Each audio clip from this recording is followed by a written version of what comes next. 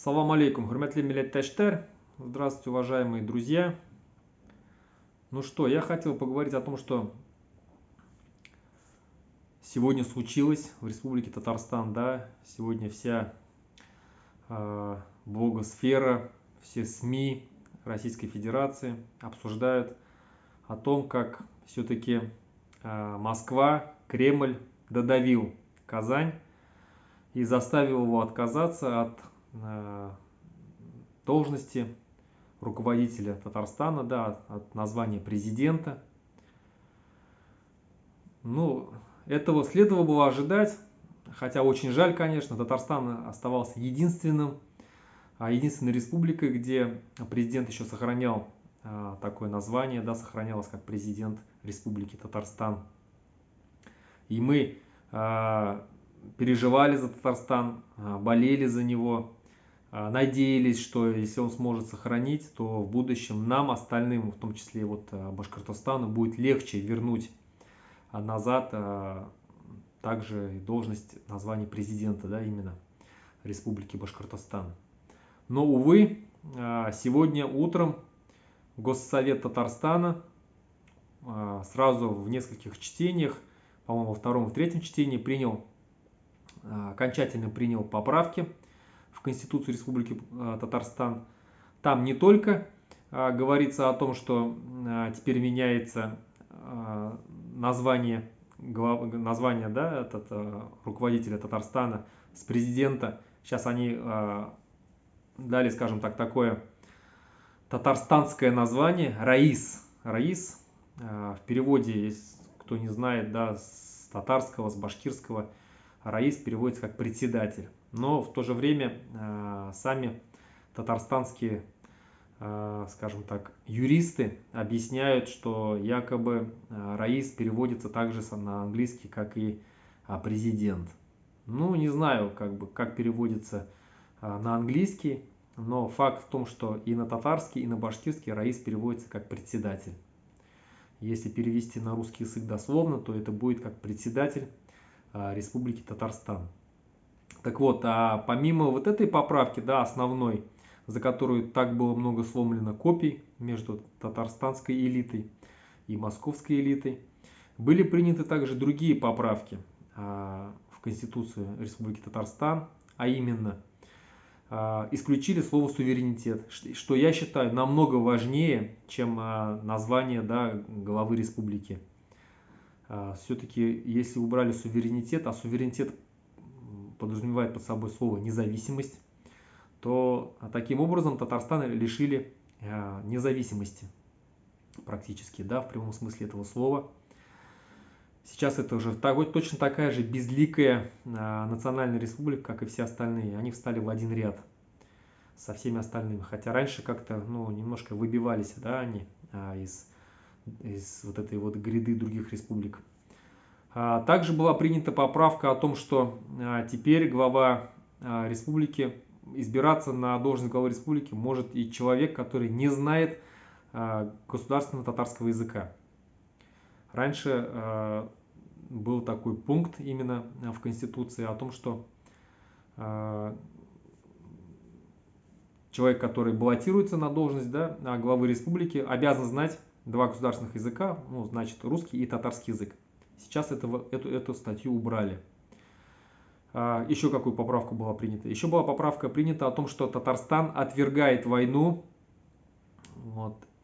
Сейчас эту поправку убрали. Но ясно, понятно, для чего она убрана, потому что на данный момент Россия ведет войну, а в Конституции Татарстана, Татарстан отправляет своих военнослужащих на эту войну с Украиной, а в Конституции Татарстана прям есть, ну, скажем, противоречащая всем этим действиям статья о том, что Татарстан не поддерживает войну, да, то есть отрицает любую войну, вот, и пропаганду ее.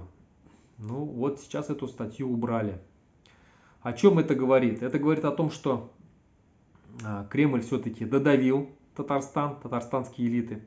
Мало того, если бы все это, скажем так, было принято одними только депутатами, и сам президент республики, я его еще называю до сих пор президентом Татарстана, да, президент Татарстана Минтимир Шаймиев, если бы еще сам бы не высказался по этому поводу, еще как-то, может быть, как-то прошло бы более-менее так, ну, не гладко хотя бы, да, но как-то так не сильно в таком информационном поле, да, как сейчас это произошло. Но Минтимир Шаймиев сам лично высказался по этому поводу.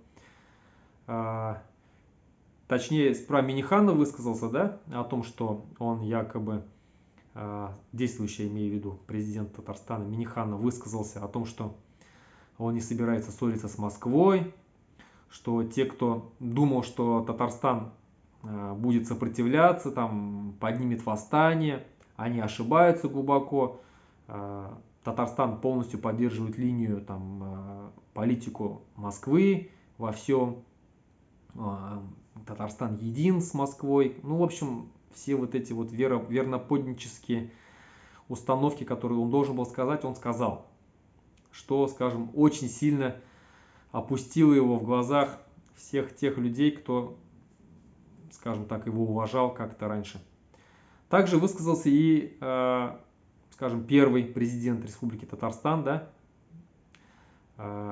Минтимир Шаймиев, Аксакал, да, Бабай Татарстана, который точно так же поддержал эти поправки, назвал их несущественными, хотя, ну, куда более несущественные поправки, как, например, убрать слово суверенитет. Так что, ну, что тут можно сказать? Эпоха независимого Татарстана закончилась, к сожалению. Элита поддержала, там, по-моему, 79 депутатов высказалось за, только 2 против, ну, за что я их очень уважаю. Все-таки нашлись те, кто высказались против. Но в любом случае практически 99% да, высказалось за.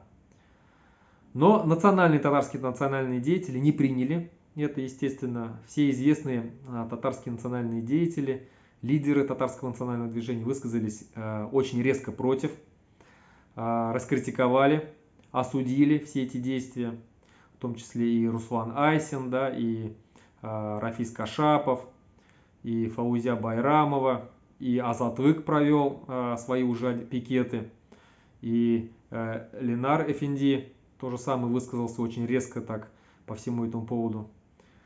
Что дает надежду на то, что все-таки татарстанская национальная элита, элита татарского национального движения, что они все-таки понимают, куда Минтимир Шаймиев и Минниханов ведут Татарстан.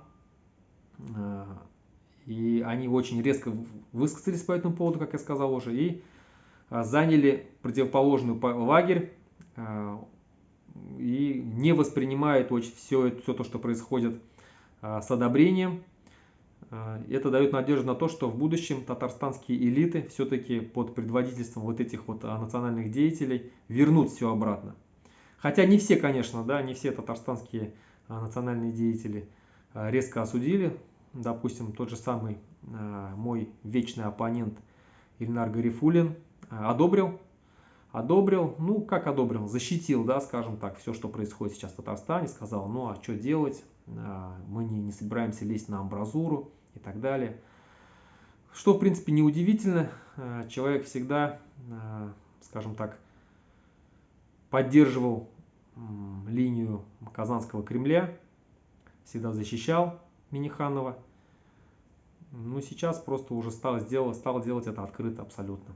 Вот. Ну, а на остальных все-таки, кстати, Камиль Галеев очень критически высказался, известно, я уважаю его очень. Поэтому, как бы, надежда есть на то, что татарстанская национальная элита все-таки объединит вокруг себя всех несогласных и сможет в итоге сделать так, чтобы Татарстан стал независимым государством. Ну а то, что сегодня произошло с Татарстаном, еще раз говорю, очень жаль, но это, как все, наверное, считают, это было предсказуемо. Мало того, я считаю, что это начало только. Чем хуже будут дела на фронте в Украине у Москвы, тем сильнее она будет закручивать гайки здесь. И в первую очередь это будет сказываться на национальных республиках. Я практически уверен, я уже говорил об этом в других видео, о том, что если Москва сможет остановить эту войну, ну, на любых условиях, по крайней мере, если она сможет сохранить свою власть сохранить, или, ну, у власти останутся та же самая клика преступная, пусть не Путин, но хотя бы там его преемник кто-то, да, если они смогут сохранить всю эту систему в Российской Федерации, в России точнее, да, в Российской империи, то национальным республикам придет конец. Их тут же ликвидируют. Почему? Потому что на сегодняшний день национальные элиты всех республик показали о том, что они категорически против того, что творит Москва, как во внешней, так и во внутренней политике, подняли голову, заговорили о независимости. Это испугало очень сильно Кремль, и как только у них появится какая-то передышка, а вполне возможно, они даже одновременно воюя в Украине, одновременно, наверное, могут быть и ликвидируют национальные республики. Но в любом случае они постараются это сделать как можно быстрее, потому что национальные республики для них представляют угрозу. Потому что сейчас все говорят уже о развале, о деколонизации России, что для них является страшным сном, конечно. Поэтому они, еще раз говорю, в первую очередь постараются ликвидировать национальные республики. Так что это, скорее всего, не за горами, это нас стоит, наверное, ждать.